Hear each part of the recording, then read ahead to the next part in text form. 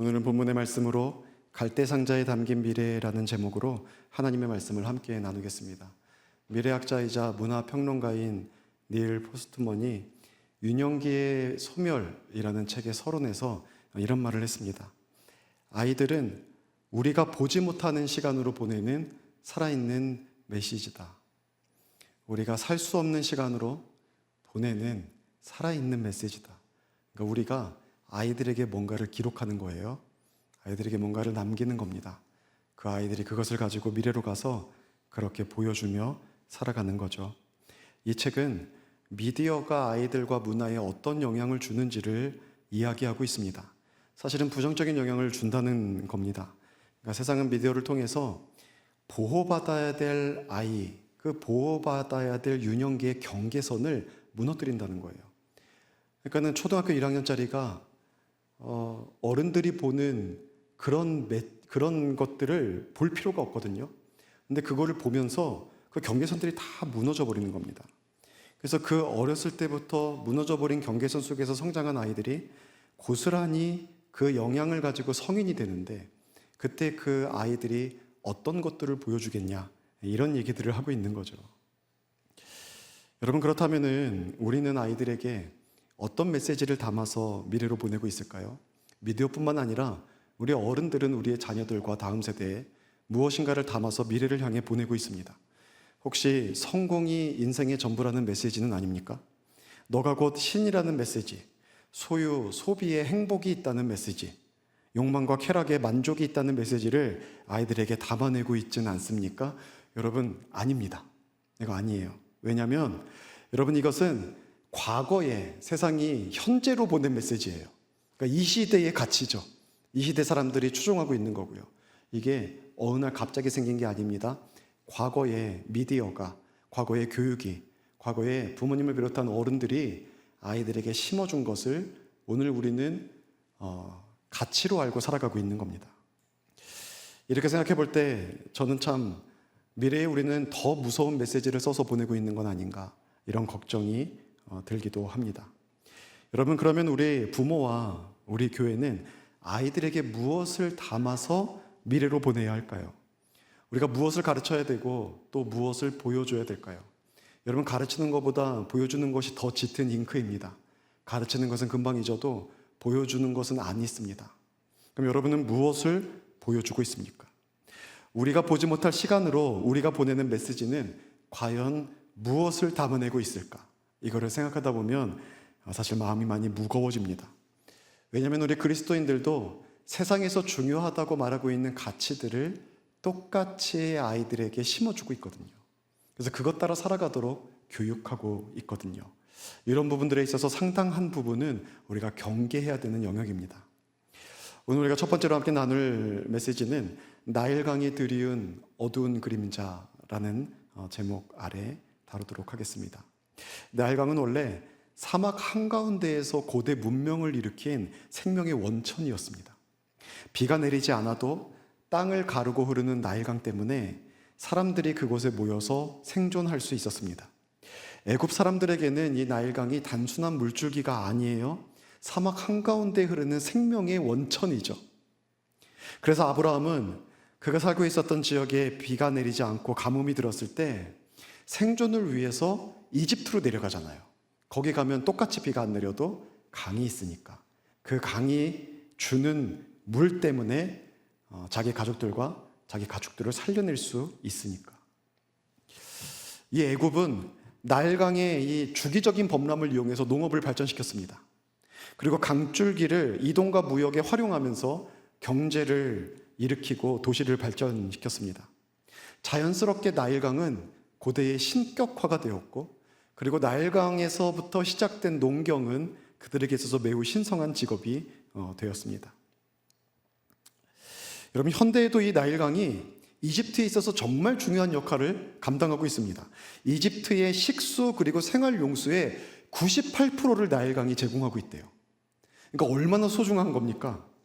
아스완 하이템과 나세르호의 저수량이 더해지면서 비가 한 방울도 내리지 않아도 이집트 같은 경우엔 3년 동안은 살아낼 수 있대요. 그만큼 많은 물을 나일강이 공급해주고 있는 겁니다. 여러분, 그러니 고대의 나일강이 얼마나 중요했겠습니까? 그들에게 있어서 생명줄 아니었겠습니까? 자, 그런데 이처럼 고대 이집트인들이나 그 주변 사람들에게 생명줄과 같은 이 나일강을 바로 왕의 애굽은 죽음의 강으로 만들어 버립니다. 특별히 이스라엘 민족을 말살하기 위해서 나일강을 사용하죠. 출애굽기 1장 22절에 기록되어 있습니다. 아들이 태어나거든 너희는 그를 나일강에 던져라 라고 말합니다. 나일강에 던져서 죽이라는 거죠. 거기서 수영 가르치라 하겠습니까? 죽이라는 겁니다. 여러분, 성경에서 애굽이 가지고 있는 상징성으로 볼 때 이 사실이 우리에게 보여주는 정말 중요한 메시지가 있습니다. 여러분, 이 세상이 그리스도인들에 대해서 무엇을 하고 있는지, 공중 권세 잡고 있는 사탄이 우리 그리스도인들과 그 다음 세대를 위해서 지금 뭘 하고 있는지를 정확히 보여주는 겁니다. 영적인 다음 세대를 이 세상에 깊이 빠뜨려서 그들의 영성을 다 말살시켜버리는, 여러분, 이 일들을 하고 있는 겁니다. 우리의 자녀 세대를 우리의 다음 세대가 아니라 우리와 다른 세대를 만들고 있습니다. 그래서 우리가 보지 못하는 시간에 그들을 보내는데, 그들은 하나님의 거룩한 메시지를 갖고 가야 되는데 그들은 그 메시지를, 진리를 다 잃어버리고 또 왜곡된 진리를 들고 우리가 알 수 없는 시대로 나아가게 만들고 있는 겁니다. 여러분, 이것이 사실은 지금 현대에도 상당히 성공을 거두고 있습니다. 한국 리서치에서 2025년도 작년에 11번에 걸쳐서 종교 인식 조사를 했습니다. 각 사람들마다 그러니까 너 종교가 뭐야? 라고 물어보는 거죠. 그럼 나는 무슨 종교인데? 라고 대답하는 그 조사를 한 겁니다. 11번에 걸쳐서 이제 통계를 낸 겁니다. 개신교가 20%, 무교가 제일 많아요. 그 다음에 천주교 11%. 그렇게 보면은 개신교, 천주교 합치면은 우리나라는 이제 불교 국가가 아니라 기독교 국가인 겁니다. 기독교 국가가 돼버렸죠. 자, 근데 이것은요, 전 세대를 통틀었어요. 그러니까 연령별 차이를 두지 않은 겁니다. 연령별로 구분을 하면은 연령에 따라서 그리스도인들의 프로테이지가 많이 달라져요. 사실 50대부터 그 이상은 30%가 넘을 거라고 생각이 됩니다. 근데 그 이하, 젊은 세대는 20%보다 작아집니다. 여러분이 청년세대 이하 보면은 한국 리서치에서 그것도 조사를 했는데 30대 같은 경우에 15%가 자기는 개신교라고 얘기한대요. 근데 목회데이터 연구소, 여기는 기독교 기관이죠. 이 한국 리서치는 기독교 기관이 아닙니다. 근데 기독교 기관에서 연구했을 때에는 11%밖에 안 된대요. 근데 보통 보세요. 우리가 보통 교회에서 숫자를 발표할 때 뻥튀기 하는 경향이 있습니다. 그렇지 않습니까? 그러니까 어떤 교회한테 성도 숫자 몇 명이야? 하면은 한 300명 나오면은 우리 한 400명 나오지? 이렇게 대답을 합니다. 그러면은 목회데이터 연구소에서 뻥튀기 하는 숫자를 내는 게 맞거든요. 근데 그럼에도 불구하고 오히려 사회에서 조사한 것보다 더 적어요. 이건 되게 정직한 거라는 거죠. 되게 정직한 보고입니다. 실제로 개신교의 젊은 비율이 30대가 11%밖에 없다는 겁니다. 20대는요 13%, 데이터 연구소에서 볼 땐 9%. 이 11%와 9%가 된 것이 코로나 이후에 일어난 일이래요. 그래서 그래도 20%에 근접해 있던 젊은 세대가 코로나 이후에 교회를 떠나버린 겁니다. 그 짧은 시간 동안에 젊은 세대가 사라져버렸습니다. 여러분, 게다가 이것은요 종교조사지 교회 출석 조사가 아닙니다. 너 종교가 뭐야 하면 나 개신교예요 한 사람이지 그 사람들이 다 교회를 가는 건 아니거든요.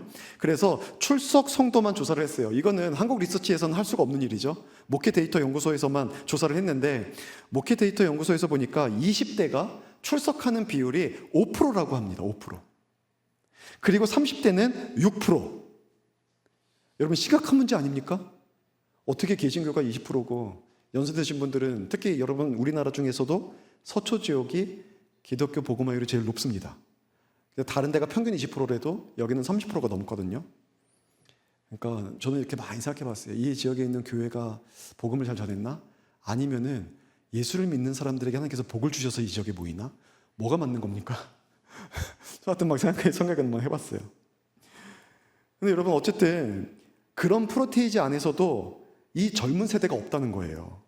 청소년은요 무종교, 이제 아무 종교도 없는 프로테이지가 72%가 넘습니다. 청소년 중에서는.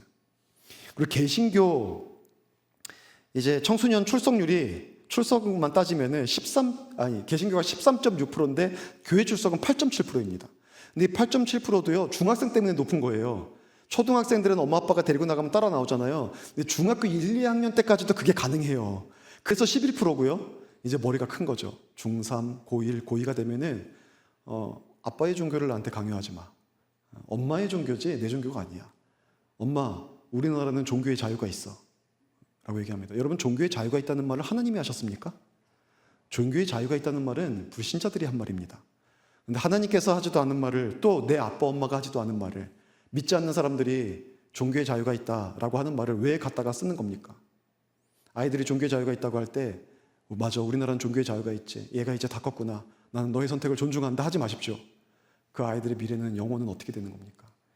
이건 양보할 수 없는 문제인 거예요. 있을 수도 없는 문제인 겁니다. 어떻게 내 자녀들을 지옥으로 보낼 겁니까? 여러분, 이게 현실이에요. 그럼 10년대, 20년대 한국교회는 어떻게 돼 있을까요?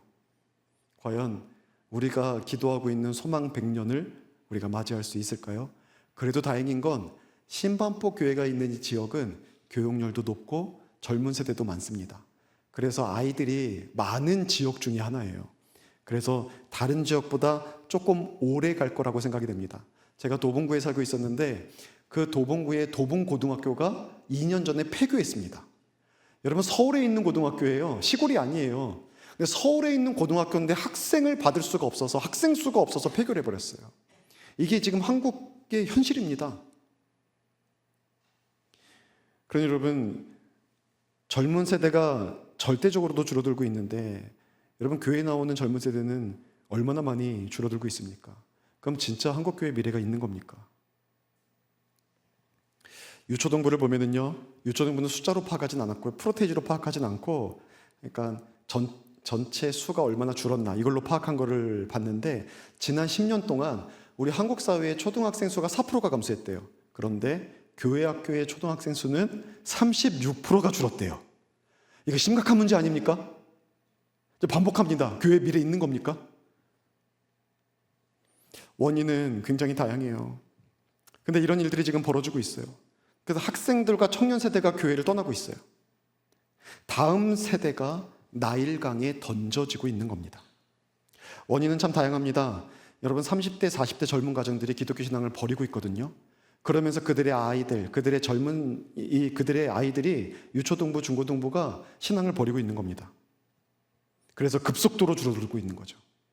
그리고 또 통계가 있는데요, 월 1000불 시대가 되면 어떤 사회든 어떤 국가든 젊은이들부터 종교를 버린대요.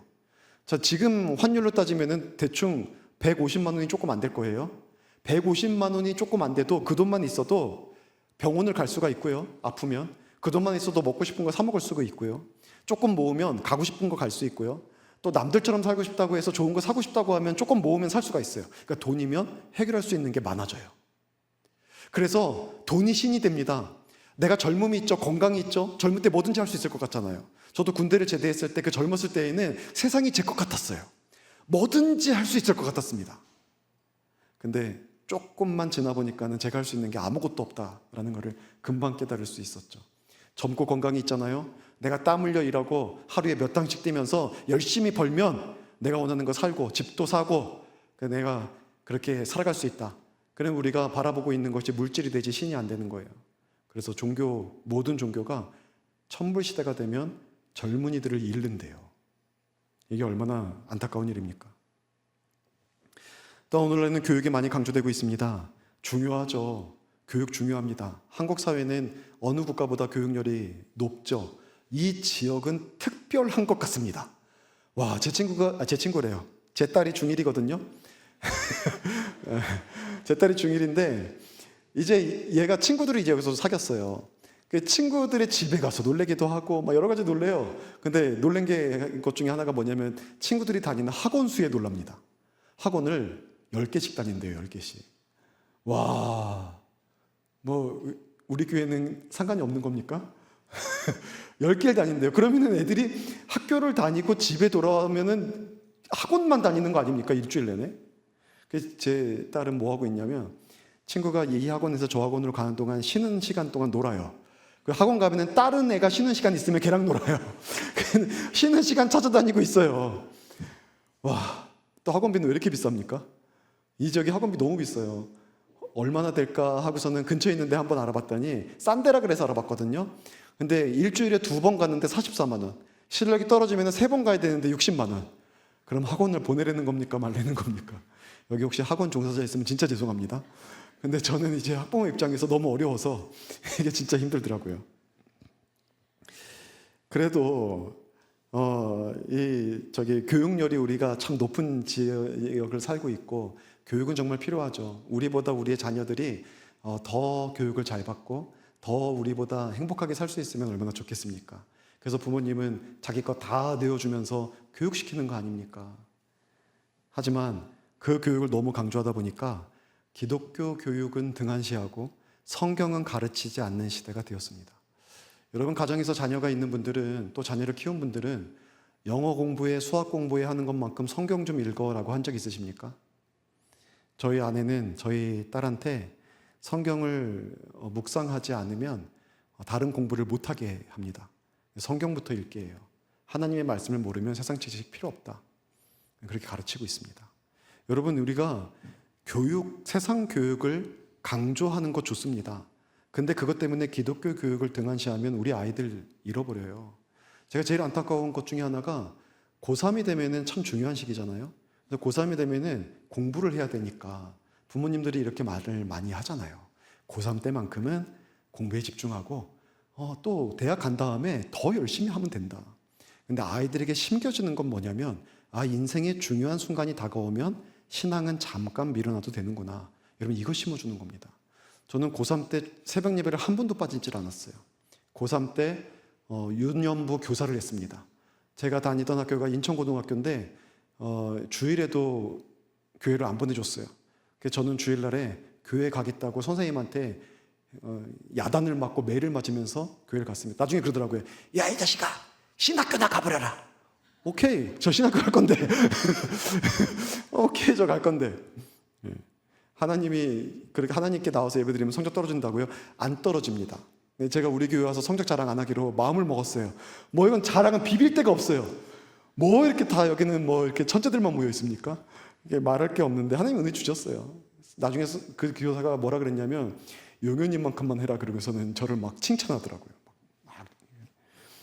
여러분 그때 고3 때 내가 예배드리고 유년부 가르치고 새벽 예배드리고 이것이 제 성적을 갉아먹냐? 안 갉아먹었어요. 전혀 문제가 안 됩니다. 요즘 시대에 스마트폰만 줄여도 할 수 있는 게 많아질 거예요. 근데 정작 아이들을 잡아먹는 것들은 놔두고 정말 필요한 것들은 등한시하면 그 아이들의 신앙이 어떻게 되겠습니까? 또 언론과 인터넷의 발달도 참 마음이 아픕니다. 요즘 언론과 인터넷의 발달이 이루어지면서 참 유튜브나 또 기사나 이런 것들을 통해서 안 믿는 사람들이 교회를 분석해요. 교회의 문제를 세상 가운데 까발립니다. 그것도 성경의 시각이 아니라 세상의 시각으로, 비판적인 시각으로, 그들의 기준으로 교회를 비판해요. 근데 여러분 이것을 젊은이들이 보고 있어요. 그래서 젊은 세대가 이것 때문에 교회를 부끄러워하고 이것 때문에 교회의 리더들을 무시하고 이것 때문에 신앙을 버리고 있어요. 세상의 기준으로 교회를 보고 성경의 기준으로 교회를 보는 게 아니라. 여러분 제가 질문할게요. 병원에 가보면 사람들이 있단 말이에요. 여러분 병원에 있는 사람들은 아픈 사람들입니까? 건강한 사람들입니까? 잘 모릅니까? 안 가보셨어요? 병원에 가면 아픈 사람들이 많아요? 건강한 사람들이 많아요? 아픈 사람들이 많죠. 혹시 어떤 병원에 갔는데 아픈 사람들이 가득 차 있어요. 그럼 이 병원은 실력 없는 병원입니까? 좋은 병원입니까? 좋은 병원이죠. 텅텅 비어 있으면 이상한 병원이지. 여러분 병원은 아픈 사람들이 많을수록 좋은 병원입니다. 여러분 교회는 영적으로 주님의 은혜와 긍휼이 필요한 사람들이 모이는 곳이에요. 완전한 사람들이 모인다고요? 여러분 완전한 사람이 어디 있습니까? 여러분 완벽합니까? 저는 완벽합니까? 몰라요? 저도 하나도 안 완벽해요. 제가 가진 게 뭐가 있겠습니까? 안 완벽해요. 근데 교회는 죄인들이 모여서 주의 십자가의 은혜로 다시 소망을 얻고 다시 기회를 얻고 정말 천부의 의지 없어서 손들고 옵니다. 주 나를 박대하시면 나 어디 가리이까. 그런 사람들이 모여있는 곳이에요. 그곳에 주님께서 함께 하시면서 다시 용서하시고 다시 기회 주시고 다시 세임 주시고. 그래서 이곳은 영적인 병원이거든요. 그럼 이곳에 문제 많은 사람들이 모이는 게 정상입니까? 비정상입니까? 말하기 싫어요? 정상이잖아요. 정상입니다. 또 사람은요, 신뢰의 대상이 아니에요. 사람은 사랑의 대상입니다. 성경에 누구를 믿으라고 한 적이 있나요? 사람을 사랑하라 그러죠. 내 이웃을, 내 원수까지도 사랑하라 그러지 사람을 믿으라고 하지 않습니다. 믿음의 대상은 오직 하나님이에요. 사람은 사랑의 대상. 사람을 믿으면 실망합니다. 여러분, 우리 여성분들은 남편 되신 분들이 믿음직스러워서 결혼한 거 아닙니까? 이 사람은 신뢰할 수 있어. 이 사람은 믿을 수 있어. 해서 결혼했잖아요. 묻겠습니다. 지금도 믿을 수 있습니까? 지금도 신뢰가 됩니까? 네. 여러분의 미소로 답을 대신 듣겠습니다. 사실 결혼을 하는 순간부터 아이가 되는 남자도 있고 첫 애를 낳은 순간부터 질투하면서 아이가 되는 남자도 있고 예전에 신방을 하는데 한 여집사님이 너무너무 힘들어하는 거예요. 남편 때문에 힘들어 죽겠대요. 뭐가 그렇게 힘든데요? 그랬더니 새우깡 갖고 아들이랑 싸운대요. 패브릭 소파에 앉아서 텔레비 보면서 새우깡 누가 더 먹네 덜 먹네 하면서 싸운대요. 아무것도 아닌 것 같고 싸우고 있는 거예요. 제가 여자면 여자를 얘기할 텐데 남자라서 남자를 얘기하는 겁니다. 우리 남성들이 저를 미워하지 마시기 바랍니다. 여러분, 사람은 절대 믿음의 대상이 아니에요. 사람은 사랑해야 될 대상이에요. 목회자도 믿음의 대상이 아닙니다. 믿으면 실망해요. 그래서 가까이 가면 냄새가 나고 멀리에서 맡으면 향기가 나거든요. 그러니까 어느 정도 거리를 유지하면 향기를 맡을 수 있습니다. 근데 가까이 오면은 냄새나는 똑같은 인간이에요. 여러분, 사랑해야 되는 대상일 뿐입니다. 근데 세상에서 자꾸 세상의 기준으로 자기들도 의롭고 선하게 사는 거 아니면서 이상하게 교회에다가는 다른 잣대를 들이대고 비판하고 그것이 교회에 있는 젊은이들로 하여금 나 교회 다녀라고 말 못하게 만들고 왜 교회가 이렇지 실망하게 만들고 이런 사람들이 모여있는 곳이고 이런 리더가 있는 곳이라면 나는 이 교회 안 다녀. 여러분, 이렇게 만들어내고 있는 겁니다. 또 정치권과 교육 영역에서 반기독교적인 입법 또 반기독교적인 사회체제 교육을 만들어서 그것을 절대화하고 있습니다. 여러분, 학교에서 유신론적 교육은 금지되어 있습니다. 근데 무신론적 교육은 강제로 주입하고 있습니다. 무신론도 신앙이에요. 여러분, 무신론은 과학이고 합리고 이성이고 아니요, 신앙이에요. 하나님이 없다는 거 그들은 믿고 있는 겁니다. 증명했습니까? 못 증명했어요. 하나님이 없다고 믿고 있는 겁니다. 근데 자기들의 믿음은 절대화하고 진짜 살아계신 하나님을 믿는 사람들의 신앙은 가르치지 못하게 한다면 여러분, 이 교육은 누가 공중권세를 잡고 휘두르고 있는 겁니까? 그것 때문에 이 세상에서 일반적인 교육을 받고 어린이들이 자라다 보면은 그들이 기독교 신앙을 버리게 돼 있어요. 교회에서 하나님의 말씀 듣는 시간 얼마 짧습니까? 유초등부 15분, 20분밖에 안 돼요. 중고등부 25분, 30분밖에 안 돼요. 그리고 나가서는 그렇게 세상에서 교육을 받고 미디어를 통해서 여러 가지들을 본단 말이에요. 그중에는 타락한 세상 문화가 얼마나 많습니까? 그런 교육에 노출되어 있는 아이들이 성장하면서 어떤 세계관을 갖게 되겠습니까? 어떤 가치관을 갖게 되겠습니까? 정말 큰 문제죠. 세속주의, 인본주의 문화, 혼합적인 세계관 영향도 절대적이죠. 그 외에도 참 많습니다. 여러분, 문제는 뭐냐면 이런 물줄기들이 하나하나 모여서 이 시대에 거대한 세속적 나일강을 만들었다는 거예요. 그리고 이 나일강에 기독교의 미래 세대를 지우고 있습니다. 삼키고 있습니다. 던지고 있습니다. 여러분, 안타깝게도 이 모든 물줄기들은 우리가 막아내기에는 역부족이에요. 이미 대한민국은 이들이 모여서 이루어진 거대한 강줄기에 기대어 살아가고 있습니다. 문화의 어떤 한 요소도, 우리들의 직업도, 우리들이 살아가면서 필요한 모든 것들이 다 이 강줄기에 기대어 있어요. 여러분, 그렇다고 우리가 가만히 있을 겁니까?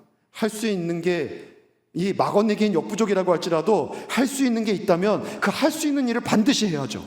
우리가 갈 수 없는 시대, 우리가 볼 수 없는 시대에 하나님의 진리의 메시지를 보내야 되지 않겠습니까? 우리에게 맡겨진 다음 세대, 자녀 세대가 우리가 갈 수 없는 시대에 하나님의 살아계심을 나타내고 하나님의 뜻을 전하는 거룩한 메시지 만들 수 있는 저 여러분 될 수 있기를 주의 이름으로 축원합니다. 본문에는 그처럼 가지 못할 시간에 하나님의 존재와 능력과 사역과 하나님의 구원하심을 나타내는 메시지를 보내는 장면이 기록되어 있습니다. 그 메시지로 나타나는 사람은 많지 않아요. 숫자 많지 않아요. 단 한 명이었어요. 누굽니까 그 사람이? 모세죠. 모세한 사람. 이스라엘에 태어나는 모든 아이를 모세의 부모님이 살려낼 힘은 없었습니다. 그러나 하나님께서 그들에게 맡겨주신 한 아이는 살려낼 힘이 있었어요. 그래서 최선을 다해서 지켜낸 겁니다. 그 결과 그 한 사람을 통해서 이스라엘 민족 전체를 출애굽하게 할 수 있었고, 그 한 사람 때문에 약속의 땅을 향한 거룩한 여정을 진행할 수 있었던 겁니다. 여러분, 그러면 우리는 이 시대를 탓할 게 아닙니다. 정치권과 교육계와 문화 등의 문제를 분석하고 한숨만 쉴 게 아닙니다. 하나님께서 내게 맡겨주신 한 영혼이 있다면, 우리의 자녀에 우리의 가정에 맡겨주셨다면, 또 우리 교회에 맡겨주신 영혼들이 있다면, 하나님께서 맡겨주신 그 다음 세대에 집중하고 미래로 보내는 하나님의 거룩한 메시지 되게 하는 것, 그것이 바로 우리가 해야 될 일들입니다. 한국에 있는 모든 교회들과 모든 세대를 우리가 책임질 수는 없지만, 적어도 우리 가정과 교회에 맡겨진 그 영혼들은 책임질 수 있는 그러한 우리 교회에 세워나갈 수 있기를 주의 이름으로 간절히 축원합니다. 그럼 여러분, 무엇을 해야 될까요? 어떻게 해야 될까요? 마지막 두 번째, 나일강에 띄우는 갈대 상자 부분을 좀 살펴보겠습니다. 레위인 중에서 아므람과 요게벳이 결혼을 했습니다. 그리고 자녀들을 낳았는데, 막내를 낳을 때 마침 바로가 민족 말살 정책을 펼쳤어요. 그때 태어난 막내 이름이 누구죠? 모세입니다. 모세. 바로의 명령과 애굽의 정책을 따르면 모세는 태어나자마자 어디에 던져줘야 됩니까? 나일강에 던져서 죽여야 됩니다. 근데 모세 부모는 그렇게 하지 않았죠. 성경은 그렇게 한 이유의 단서들을 제공하고 있는데, 오늘 본문에도 나와 있어요. 2절 하반절에 보니까 그가 잘생긴 것을 봤대요. 여러분, 이것은 부모님의 눈에 보기에 이쁘고 잘생겼다는 의미가 아닙니다. 사실 여러분, 부모의 눈에 보기에 안 잘생긴 아들이 어디 있습니까? 혹시 아들 낳으신 분들, 내 아들은 못생겼다 있으십니까? 잘생겼죠? 어쩜 이렇게 나랑 똑같이 잘생겼는지 그렇게 마음 들지 않습니까? 내 딸은 너무 못생겼다 하시는 분 있습니까? 이쁘죠? 부모님들은 다 이쁘고 다 잘생겼다 생각합니다. 근데 여기선 부모 눈이 아니에요. 여기에 쓰인 단어가 히브리어인데 토브라는 단어입니다. 이 토브는 하나님께서 세상을 창조하실 때 만들어 두시고 보기에 좋았더라, 이때 사용한 단어가 토브입니다. 그러니까 이 모세의 부모는 하나님의 창조의 관점에서 한 생명의 소중함을 본 것입니다. 또한 뿐만 아니라 사도행전을 통해서 이 의미가 더 분명하게 드러나는데, 사도행전 7장 20절에 이렇게 기록되어 있어요. 그때 모세가 태어났는데 누가 보기에 아름답다고요? 하나님이 보시기에 아름다운 사람이었다는 거예요. 여러분, 외모를 얘기하는 게 아니죠. 하나님께서 그를 통해서 하실 일이 있다는 것을 모세의 부모가 알게 된 거예요. 하나님께서 모세의 부모에게 무엇인가를 말씀해 주셨을 겁니다. 모세가 앞으로 어떻게 살아갈 것인지를 다 알지는 못해도 어떤 단서들을 그들에게 주셨고, 그들은 하나님께 주시는 그 메시지를 통해서 모세를 본 겁니다. 하나님이 보실 때 아름다운 이 아이, 하나님께서 계획을 가지고 이 땅에 보내신 이 아이, 그렇다면 부모로서 해야 되는 일은 맡겨주신 그 영혼을 책임지고 그 영혼을 살려내는 일이었던 거죠. 여러분, 우리는 일단 우리의 자녀와 우리 교회의 다음 세대를 하나님의 시각으로 볼 수 있어야 합니다. 우리는 내 자신을 투영해서 자녀를 볼 때가 많이 있어요. 또 세상에서 우리들에게 준 기준을 가지고 자녀를 바라볼 때가 많이 있습니다. 아니요, 여러분, 하나님의 시각으로 봐야 돼요. 하나님께서 선한 계획이 있으셔서 이 땅에 보낸 너무나 소중한 존재입니다. 우리도 마찬가지고 우리의 자녀들도 마찬가지입니다. 자녀는 내 소유가 아니라 하나님의 소유입니다. 하나님께서 맡기셨기 때문에 우리는 책임감을 가지고 자녀를 하나님의 사람으로 키워내야 하는 거예요. 하나님의 시각과 뜻 안에서 자녀와 다음 세대를 보십시오. 또한 모세 부모는 그렇게 보았을 뿐만 아니라 더 이상 숨길 수 없을 때 한 일이 있었는데, 바로 모세를 나일강에다가 둔 거죠. 근데 그냥 놓은 것이 아니라 갈대 상자를 만들어 거기에 담아서 두었습니다.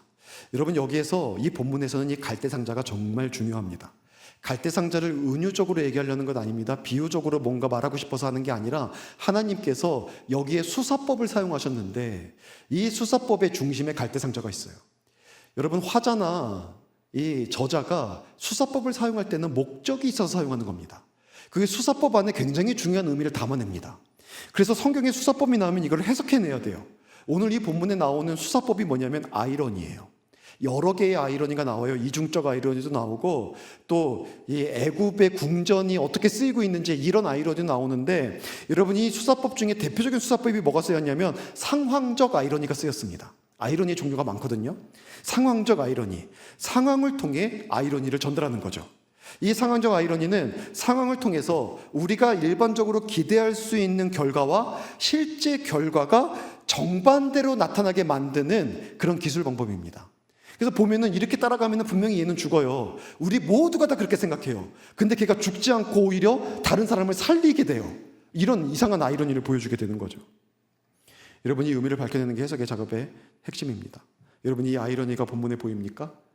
나일강이 바로 상학적 아이러니를 보여주고 있습니다. 본문에서 나일강은 죽음의 강이에요. 원래는 이중 아이러니예요. 하나님께서 생명의 강으로 이 땅에 주셨는데 그거를 사람들이 죽음의 강으로 만든 거죠. 근데 하나님의 백성을 말살시키는 도구와 방법으로 사용했던 이 장소, 그런데 이 나일강을 통해서 하나님은 오히려 구원의 역사를 나타내시죠. 이 나일강에 던져진 한 아이를 통해서 생명을 살리고 민족을 구원하는 당신의 역사를 나타내신 거예요. 기대했던 결과와 실제 결과가 정반대예요. 신학적으로 보면은 여기에 섭리적 아이러니가 사용되었습니다. 섭리적 아이러니가 뭐냐면 인간의 악이나 적대적인 상황이 하나님이 감추어진 섭리를 통해서 그거를 뒤집어 버리시는 거예요. 이게 섭리적 아이러니입니다. 그래서 우리는 모르는 상황인데 어느 순간 모든 것들이 역전되어 있는 것들을 보게 되죠. 오히려 하나님의 구원 목적을 이루는 도구가 되어 있는 겁니다. 나일강이 섭리적 아이러니의 장소입니다. 그러니까 히브리인의 무덤이 구원의 통로가 되죠. 여러분, 무슨 메시지를 주는 것 같습니까? 이 아이러니들을 통해서 하나님께서 우리에게 주는 메시지가 세상은 죽음의 구조를 만들지만 하나님은 그 구조의 한복판에서 구원의 미래를 준비하신다는 거예요. 여러분, 우리가 사는 이 세상은요, 불신 시스템을 만들어 놓고 있습니다. 그래서 우리 자녀들이 교회를 다니지 않고 부모님의 그 양육 아래를 벗어나서 세상 속에 들어가잖아요. 자연스럽게 그 시스템 속에서 불신자가 됩니다. 너무 자연스럽게 불신자가 됩니다. 세상의 매체를 통해서, 교육을 통해서, 사람들과의 관계를 통해서 우리가 구조적으로 불신자가 되게 이 세상은 그렇게 만들어져 있어요. 근데 그런 세상의 한복판에서, 그 시스템의 한복판에서 하나님은 구원하시는 그 미래를 준비하고 계신다는 거예요. 여러분, 바로 이 아이러니의 중심에 갈대상자가 있어요. 갈대상자가. 여기서 상자라는 이 단어가 히브리어로 테바인데 상자, 궤, 함이라는 의미를 가지고 있습니다. 근데 이 테바라는 단어가 성경에 딱 2번밖에 안 쓰였습니다. 그 한 번이 갈대상자고 또 한 번이 어디 쓰였을 것 같습니까? 어디 있을 것 같습니까? 노아의 방주. 여기서 방주라고 번역한 단어가 테바입니다. 노아의 방주의 테바, 갈대상자의 테바. 딱 2번 쓴 거예요. 이 공통점이 이거죠. 하나님의 미래를 담아내는 도구.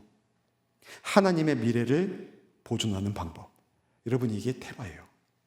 노아의 방주 안에는 새로운 창조의 미래가 담겨 있었습니다. 모세의 갈대상자 안에는 출애굽의 구원의 미래가 담겨 있었습니다. 하나님은 이 테바 안에 내일을 향한 메시지를 담아서 보존하셨고 어둡고 절망적인 세대 속에 새로운 시대를 열어가신 거예요. 그러면 우리가 할 일은 무엇입니까? 테바를 만드는 거예요. 하나님의 섭리적 아이러니가 이 시대에도 나타날 수 있도록 우리가 할 일은 이 테바를 만들어서 나일강에 띄우는 겁니다. 이 테바의 미래를 위한 하나님의 메시지를 담아내는 겁니다. 노아와 같은 사람, 모세와 같은 사람을 여러분 미래로 보낼 수 있다면 우리의 미래 정말 달라지지 않겠습니까? 정말 소망의 시대를 열어낼 수 있지 않겠습니까? 우리 그런 다음 세대를 세워나갈 수 있기를 주의 이름으로 축원합니다. 여러분, 테바 어떻게 만들어야 되냐? 2가지만 얘기하고 마칠 건데요.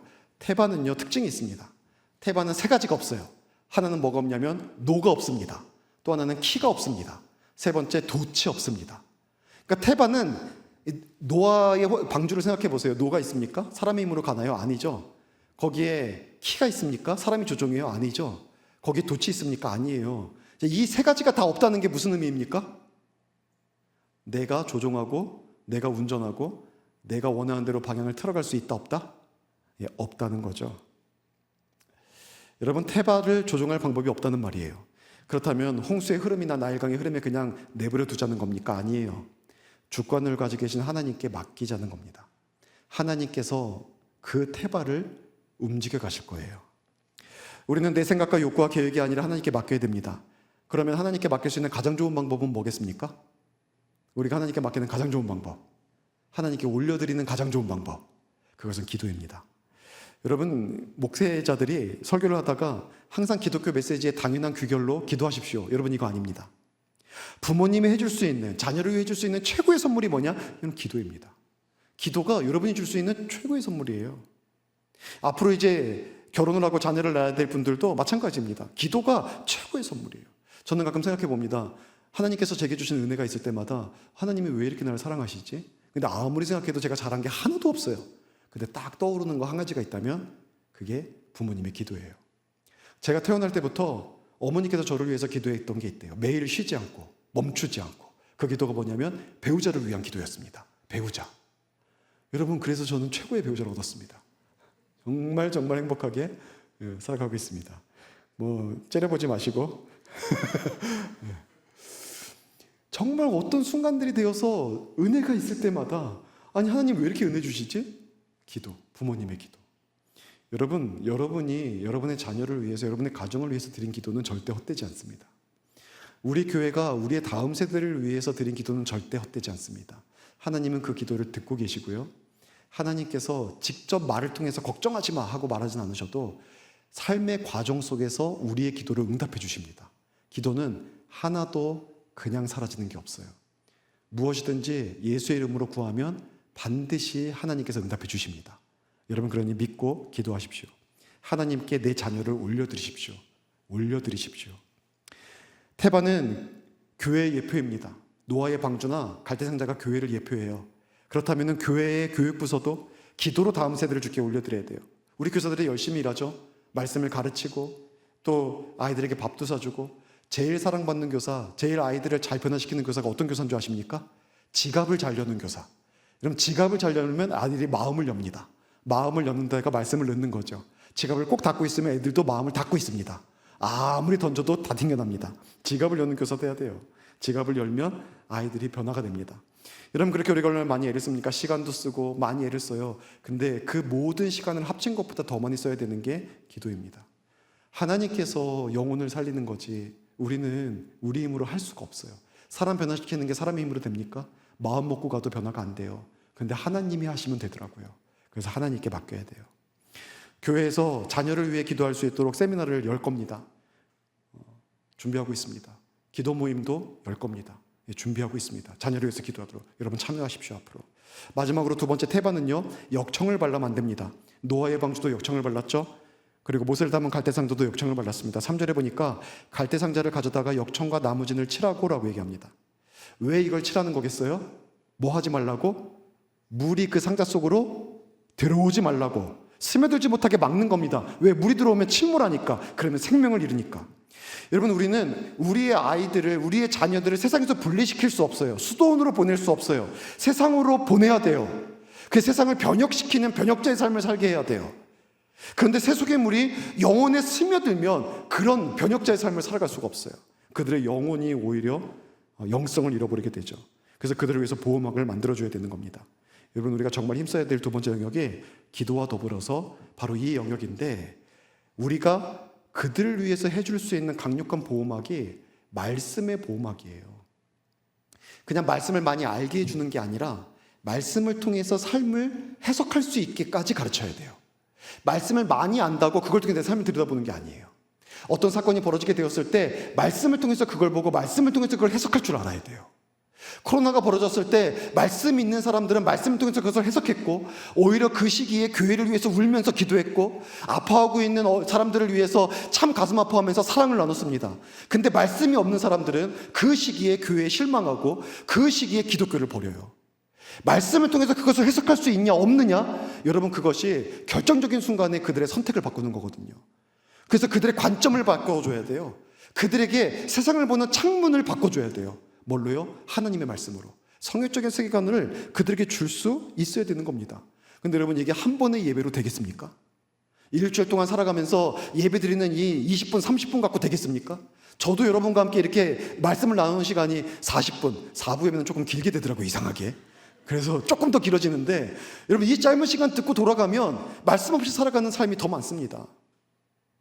여러분, 그러면은 우리들의 창문은 성경이 되겠습니까? 세상에서 우리들에게 보여주고 좋아 보이는 게 너무 많고, 세상이 말하고 있는 가치관이 있고, 가르치고 있는 것들이 있는데, 여러분, 성경 가지고 세상을 볼 수 있겠습니까? 정말 어려운 거 아닙니까? 어릴 때부터 말씀을 바르게 가르쳐야 되고, 말씀의 내재화에 중점을 둬야 돼요. 지식이 아니라 삶으로 내려앉게. 경험신앙이 돼야 돼요. 그리고 공동체가 지켜줘야 돼요. 그럴 때 내재화가 일어납니다. 진리를 붙들고 사도록 훈련해야 되는 겁니다. 여러분, 이게 잘 안 되어서 이미 너무나 많은 젊은 세대를 잃었습니다. 세상의 기준과 가치관이 그들의 창문이 되어서 어느 순간 교회를 버리게 만들어버렸습니다. 여러분, 이게 현실인 거예요. 너무 안타깝죠. 정말 큰 문제는 뭐냐면 기성세대가 다르냐? 아니요, 절대 다르지 않습니다. 바르나 리서치가 2년 전에 2024년도에 기독교인들 중에 성경적인 세계관을 가지고 있는 사람들의 프로테이지를 조사했거든요. 근데 성경적인 세계관이 없는 사람, 교회 다니는데 그 사람들의 프로테이지가 96%입니다. 96%. 대다수의 크리스천은 성경을 통해서 자기 삶을 볼 줄 몰라요. 그냥 혼합적 가치관, 혼합적 세계관, 여러 가지 세계관이 짬뽕되어 있어요. 그걸 통해서 보게 되는 겁니다. 그러니 우리 아이들을 어떻게 세계관을 성경적인 세계관으로 가르칠 수 있겠습니까? 우리 기성세대부터 우리 어른부터 하나님의 말씀을 배워야 돼요. 그걸 통해 세상을 해석하는 방법들을 익혀가야 되는 겁니다. 근데 정말 다행인 것은요, 2025년, 작년이죠. 작년 바르나 리서치에는 고무적인 얘기를 했습니다. 거기 뭐라고 얘기하냐면 젊은 세대들이 부흥이 일어나고 있대요.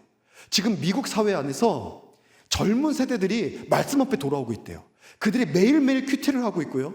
그들이 매일매일 성경을 읽고 있고 교회에 출석하는 프로테이지가 젊은 세대들이 제일 많대요. 지금 청소년들이 돌아오고 있고 청년들이 돌아오고 있대요. 여러 가지 이유들이 있는데 어쨌든 지금 젊은 세대의 부흥이 일어나고 있습니다. 이게 굉장히 특이한 현상이라고, 일시적인 현상이 아닐까 걱정하는 사람들도 있어요. 여러분, 근데 저는 기도하고 있습니다. 이 부흥의 불결이 한국 땅까지 임하여서 이 땅 위에 있는 젊은 세대 가운데 이 부흥의 불길이 날 수 있도록, 이 부흥의 바람이 한국 교회 가운데 임하여서 젊은 세대들이 하나님의 말씀 붙잡고 일어설 수 있도록, 여러분, 이것을 위해서 함께 기도할 수 있기를 축복합니다. 그리고 이를 위해서 우리는 태발을 만들어야죠. 기도로 올려드리고 말씀 훈련으로 가르쳐야 됩니다. 그래서 우리가 가지 못하는 시대에도 여전히 거룩한 하나님의 메시지를 증언할 수 있는 그런 세대를 일으켜 세우는 그런 가정과 교회 될 수 있기를 주 이름으로 간절히 축원합니다. 이제 말씀을 마치겠습니다. 여러분, 태반은 띄우고 그냥 두는 게 아니었죠. 미리암은 끝까지 쫓아가서 지켜봤습니다. 그 결과 공주가 결국 이 모세를 건져냈고요. 모세를 키워낼 수 있는 방법이 없어서 고민하고 있을 때 미리암이 얼른 가가지고 이렇게 젖을 먹일 수 있는 분이 있다, 내가 연결해 줄까요? 해서 좀 데리고 와라 해서 모세의 엄마를 데리고 가죠. 그래서 요게벳이 그곳에 가서 젖을 먹일 때 공주가 부탁을 합니다. 내가 얘를 살릴 방법이 없으니 당신이 젖을 될 때까지 좀 데리고 가서 좀 지내면 안 되겠냐. 그래서 모세는 자기 집에 와서 성장하게 됩니다. 기독교 교육을 받게 되는 거죠. 하나님께서 부모님을 통해서 자녀의 기독 교육을 시킵니다.